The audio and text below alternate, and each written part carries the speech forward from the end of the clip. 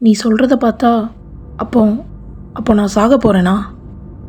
சூர்யா கேட்டதும் பைரவி என்ன சொல்வதென்னு தெரியாமல் தடுமாறினாள். அடி பாவி, நீ சொல்ல சொல்ல கேட்காம உன் பின்னாடி சுத்துறேங்கிறதுக்காக என் கதையே முடிக்க பார்க்குறியா?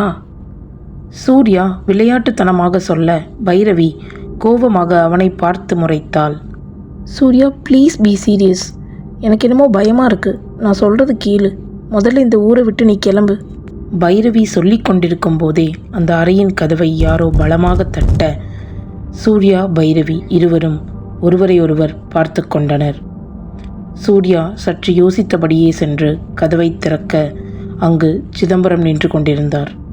யாரோ கத்துன மாதிரி சத்தம் கேட்டுச்சு, அதான் வந்தேன். ஒன்றும் பிரச்சனை இல்லையே தம்பி. ஐயோ, அதெல்லாம் எந்த ப்ராப்ளமும் இல்லை அங்கிள், நீங்கள் வாங்க. சூர்யா சொன்னதும் சிதம்பரம் சிரித்தபடியே அந்த ரூமுக்குள் நுழைந்தார். சாரிம்மா, அந்த இன்ஸ்பெக்டர் ஏதோ கடுப்பில் உங்ககிட்ட அந்த மாதிரி நடந்துக்கிட்டான். நீ ஒன்றும் மனசில் வச்சுக்காத. அவர் பண்ணதுக்கு நீங்கள் ஏன் அங்கிள் சாரி கேட்குறீங்க? It's okay. ஆமாம், நானே கேட்கணும்னு நினச்சேன். நீ இந்த ஊருக்கு இதுக்கு முன்னாடி வந்ததே இல்லை. அப்புறம் எப்படிம்மா பிரகாஷா உனக்கு தெரியும்? அது கூட பரவாயில்ல, அவன் கையில் சிவப்பு கலரில் கயிறு கட்டியிருந்தான்னு பார்க்குறதுக்கு முன்னாடியே நீ எப்படி கரெக்டாக சொன்ன? அங்கிள், அது எப்படின்னு நான் சொல்கிறேன். சிதம்பரம் கேட்டதற்கு பைரவி பதில் சொல்லும் முன்பே சூர்யா முந்திக்கொண்டு பைரவிக்கு வரும் கனவுகளை பற்றி அவரிடம் சொன்னான். என்னால் நம்பவே முடியலம்மா. இதெல்லாம் எப்படி சாத்தியம்? அதான் அங்கிள், எங்களுக்கும் புரியல. இங்கே நடக்க போகிற சூசைட் எல்லாம் எங்கேயோ இருக்கிற பைரவி கனவில் எப்படி வருது? அது ஒன்றும் சூசைட் இல்லை, எல்லாமே பிளான்டு மர்டர் சட்டென சொன்னாள் பைரவி. சரி சரி, நீ சொல்கிற மாதிரி மர்டராகவே இருந்தாலும் அது எப்படி உன் கனவில் வருது? லிசன் சூர்யா, இது என்னோட பிரச்சனை. இதை நான் பார்த்துக்கிறேன். உனக்கு எதுவும் ஆகக்கூடாது. முதல்ல நீ இங்கேருந்து கிளம்பு ப்ளீஸ். அங்கிள், நீங்களாவது சொல்லுங்கள். பைரவி, நான் சொல்கிறேன்னு தப்பாக நினச்சிக்காதம்மா. என்னை கேட்டால் நீங்கள் 2 பேருமே இங்கேருந்து கிளம்புங்க. அதான் எல்லாருக்கும் நல்லது. இது இந்த ஊரோட சாபம். யாராலையும் இதை மாற்ற முடியாது. சிதம்பரம் சோகமாக சொல்ல பைரவி வேகமாக பெட்டில் இருந்து எழுந்தாள். சாரி அங்கிள், என்னால் அது முடியாது. இங்கே என்ன நடக்குது? இத்தனை பேர் சாவுக்கு பின்னாடி இருக்கிற மர்மம் என்ன? இதெல்லாம் தெரிஞ்சுக்காம தப்பு செஞ்சவங்களுக்கு தண்டனை வாங்கி கொடுக்காம நான் இந்த ஊரை விட்டு எங்கேயும் போகிறதா இல்லை, தீர்க்கமாக சொன்னாள் பைரவி. அதை தான் நானும் சொல்கிறேன். இதுவரைக்கும் எனக்கும் இந்த ஊருக்கும் எந்த சம்மந்தமும் இல்லை. ஆனால் எப்போ உன் கனவில் ஏன் முகம் வந்துச்சோ, இதுக்கு மேலே இது ஏன் பிரச்சனை. ஸோ இங்கே என்ன நடக்குதுன்னு தெரிஞ்சுக்காம நானும் கிளம்புறதா இல்லை. சூர்யா சொன்னதும் பைரவி கோபமாக அவனை முறைத்தாள். இந்த முறைப்பெல்லாம் விட்டுட்டு ஃபஸ்ட்டு அந்த பிரகாஷை உனக்கு எப்படி தெரியும்னு சொல்லு. சூர்யா பிரகாஷை பற்றி கேட்க பைரவி அவனை முதல் முறை சந்தித்ததை பற்றி யோசிக்க ஆரம்பித்தாள்.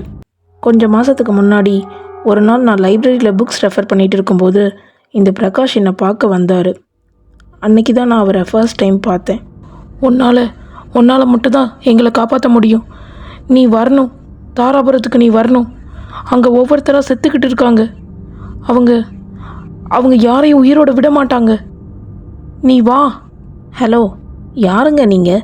என்ன சொல்லிகிட்டு இருக்கீங்க? ஏதோ ஹெல்ப் வேணும்னு கேட்டு வந்தீங்க. இப்போ சம்மந்தமே இல்லாமல் இப்படி பேசிகிட்டு இருக்கீங்க. உங்கள் பேர் என்ன சொன்னீங்க? பிரகாஷ். இங்கே பாருங்கள் பிரகாஷ், நீங்கள் சொன்ன ஊரை பற்றி நான் கேள்விப்பட்டது கூட கிடையாது. நான் எதுக்காக அங்கே வரணும்? யாரை கொல்ல பார்க்குறாங்க? எனக்கு எதுவுமே புரியல. ஐயோ, நான் உனக்கு என்ன சொல்லி புரிய வைப்பேன்? நான் இதுக்கு மேலே எதுவும் சொல்ல முடியாது. என்னை கொன்னுடுவாங்க.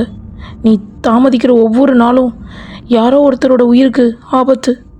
பிரகாஷ் தன்னை பார்க்க வந்த சம்பவத்தை பற்றி சொல்லி கொண்டிருந்த பைரவி திடீரென்று பேச்சை நிறுத்தினாள். அப்புறம் என்னாச்சு?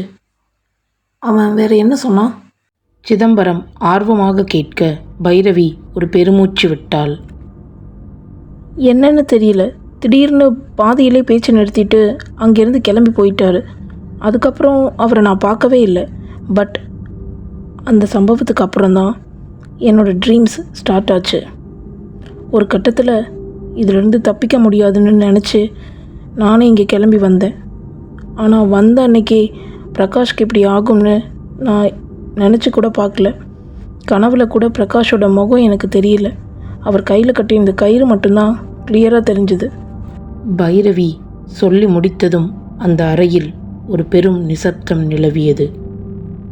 அப்போ நீ பிரகாஷை மீட் பண்ணி பேசக்கூடாதுங்கிறதுக்காகத்தான் இதெல்லாம் நடந்திருக்கு. பைரவி, டைம் வேஸ்ட் பண்ண வேண்டாம். ஃபஸ்ட்டு பிரகாஷோட வீட்டுக்கு போய் பார்க்கலாம்.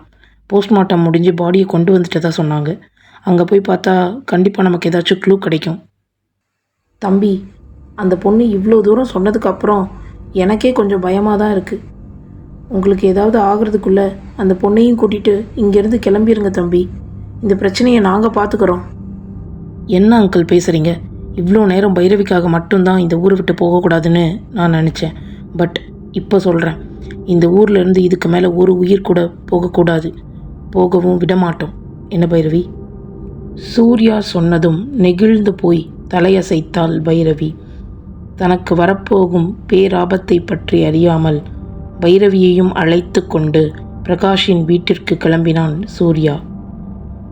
அவர்கள் பிரகாஷ் வீட்டை நெருங்கியதும் பைரவி கண்ட காட்சி அவள் இதயத் துடிப்பை அதிகமாக்கியது.